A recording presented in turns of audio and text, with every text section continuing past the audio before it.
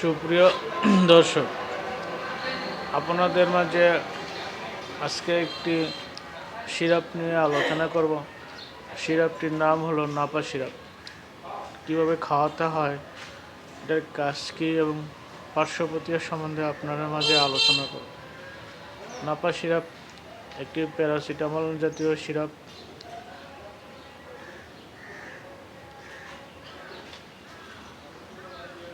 Napa syrup এই নামে বাজারে বিভিন্ন কোম্পানির বিভিন্ন নামে পাওয়া যায়। নাপা সিরাপ কাজ কী? নাপা সিরাপ জ্বর, মাথা ব্যথা, ঠান্ডা, ইনফ্লুয়েঞ্জা, দাঁতে ব্যথা, বাচ্চাদের টিকা দেওয়ার পরবর্তী ব্যথা ইত্যাদি রোগের জন্য কাজ করে।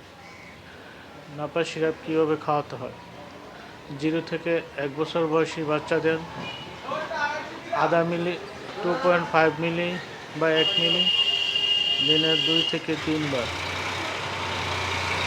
1 থেকে 5 বছর বয়সী বাচ্চাদের 1 চামচ করে 2 থেকে 3 বার। 6 থেকে 12 বছর বয়সী বাচ্চাদের 2 চামচ থেকে 3 চামচ দৈনিক 2 থেকে 3 বার খাওয়াতে পারবেন। নাপা সিরাপের পার্শ্বপ্রতিক্রিয়া আপনি বিভিন্ন ধরনের হতে পারে। এজন্য বাচ্চাদের সিরাপটি খাওয়ানোর আগে ওষুধের পার্শ্বপ্রতিক্রিয়া এবং একজন ফার্মাসিস্ট এবং ডাক্তারের পরামর্শ অনুযায়ী আপনি নিয়ম মেনে সিরাপটি খাওয়াবেন।